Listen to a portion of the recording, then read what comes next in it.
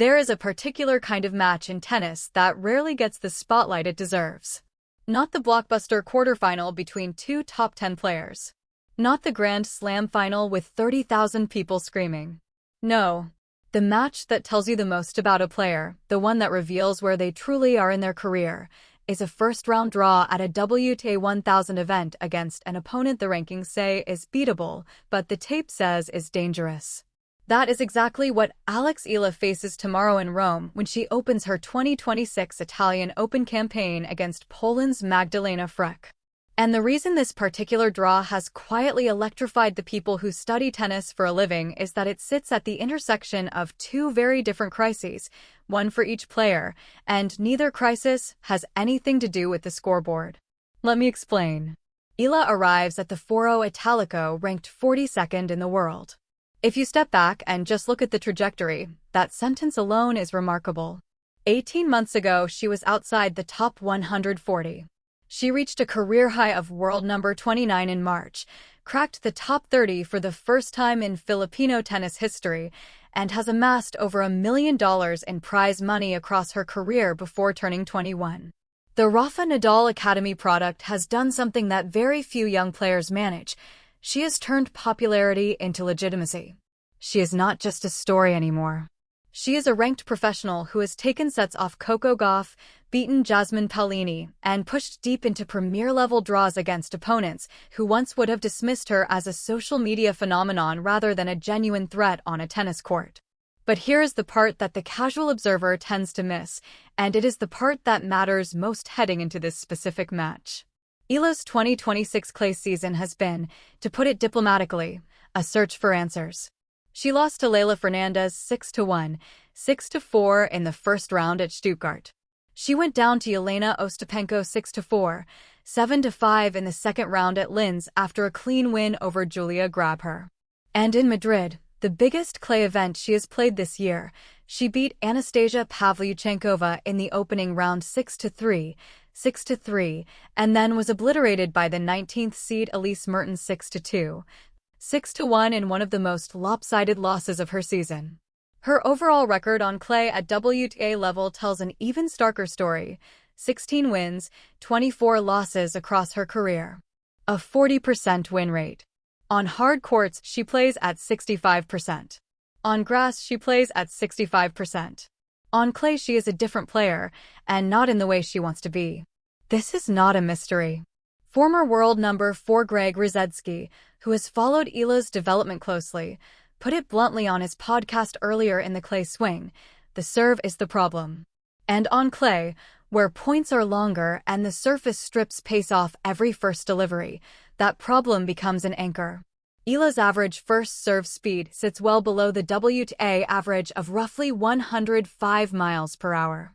She compensates with one of the best return games on tour, a skill almost certainly sharpened by years at Nadal's academy in Mallorca, but on clay, where the server already gets less free advantage. A weak serve combined with a world-class return creates a paradox. She can break opponents. She just cannot hold. And when she faces a player of genuine quality, the inability to win cheap points on her own delivery turns every service game into a grind she may not survive 3 or 4 times per set. Rusedski made a prediction that a lot of analysts quietly agree with: Eala is too talented not to reach the top 10 eventually, but the serve is the ceiling she keeps bumping her head against, and on clay that ceiling drops about 3 feet lower.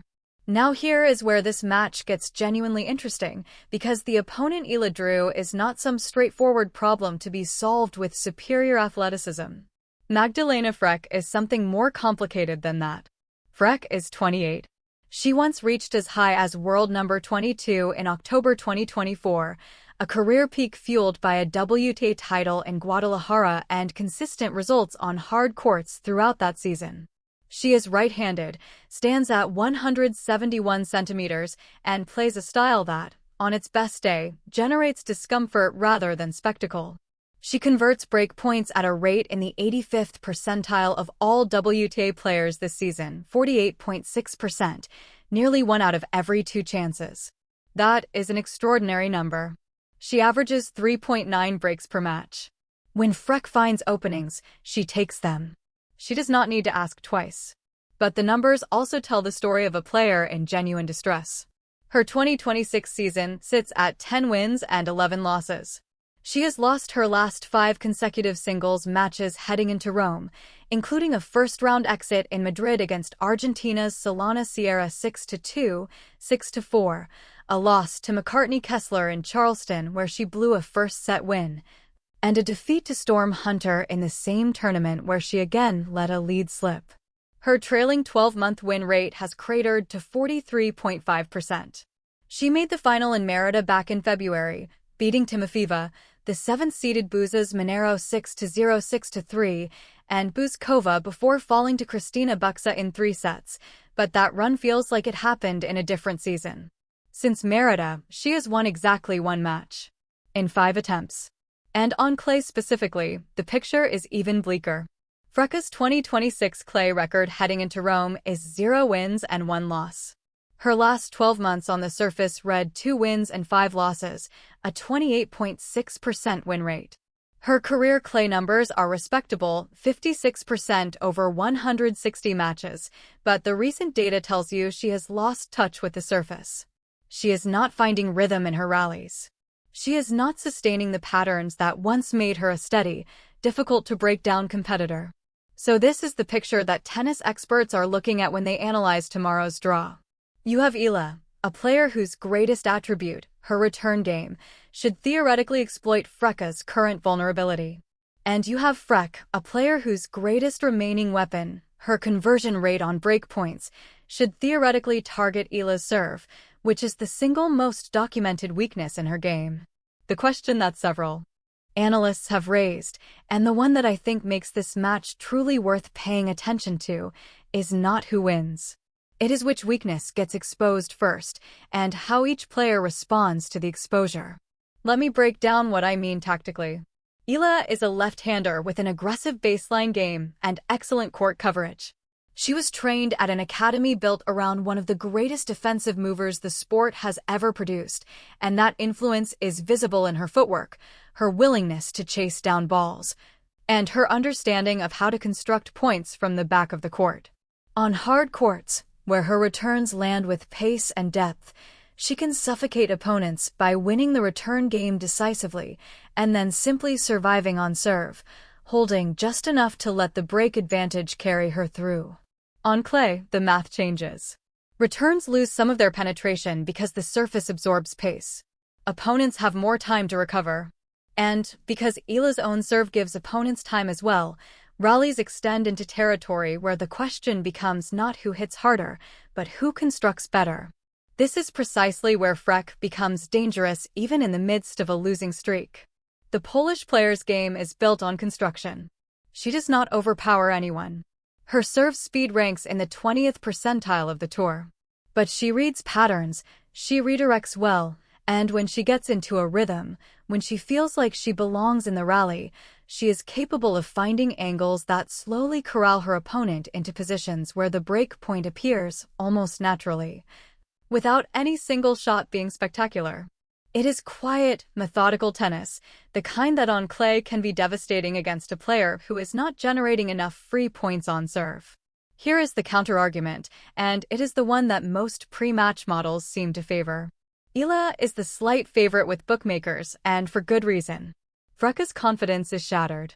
5 consecutive losses does something to a professional tennis player that statistics alone cannot capture. Every time Frech steps up to serve at 30-30 in Rome, some part of her will be pulling from the memory of 5 straight matches where that exact moment went wrong. She will not be thinking about her technique. She will be thinking about the pattern. And patterns, once they take hold in the mind of a player on a losing streak, become almost gravitational. They pull you toward the outcome you fear. Eala, by contrast, has the psychological advantage of momentum that, while imperfect, is still forward-facing. She beat Pavlyuchenkova cleanly in Madrid. She reached the 4th round in both Indian Wells and Miami earlier this year. She has results in the bank that remind her she belongs at this level.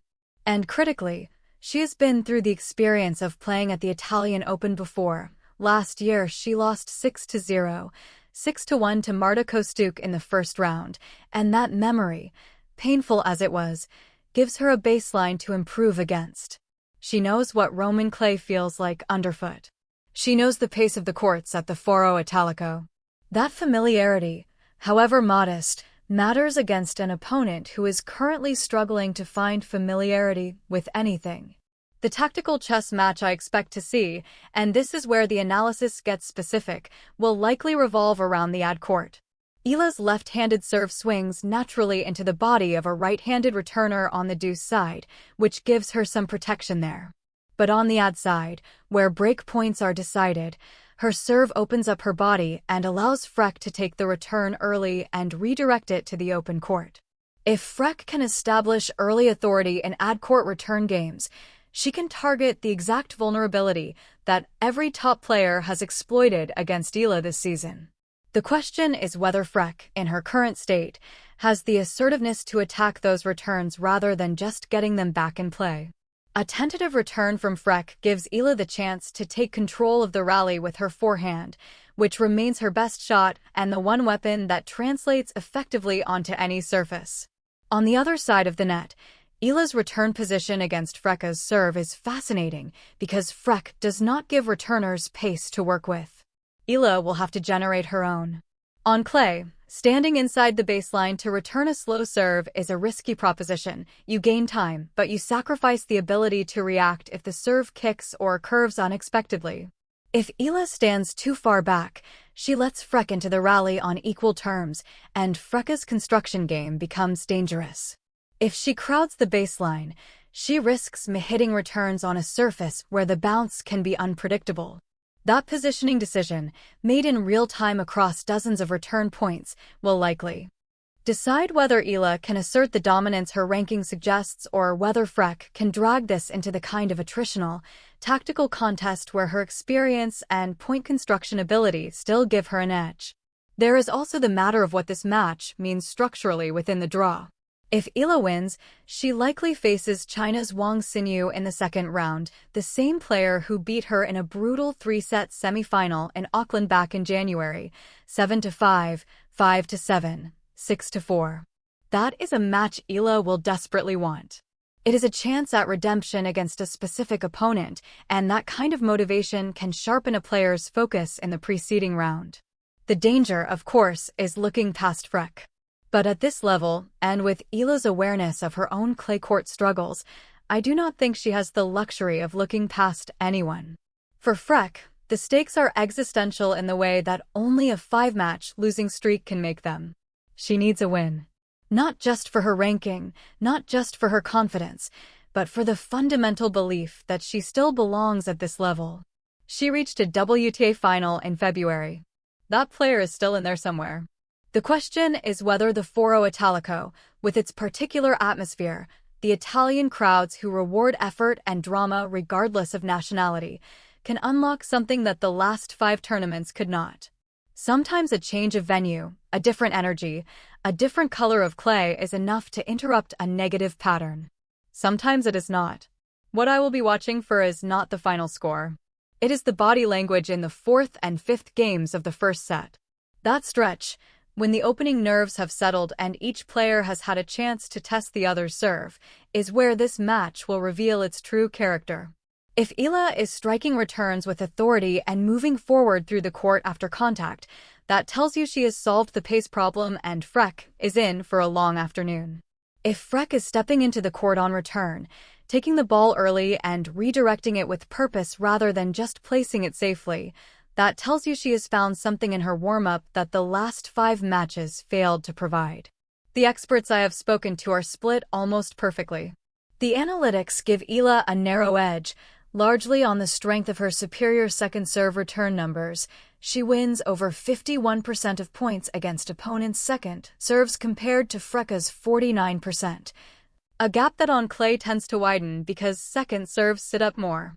But the experienced coaches I have consulted point to something the numbers do not capture: Frech's ability, when she is engaged, to turn a baseline rally into a chess problem. She changes direction well. She varies depth. She uses the drop shot more effectively than most players in her ranking range.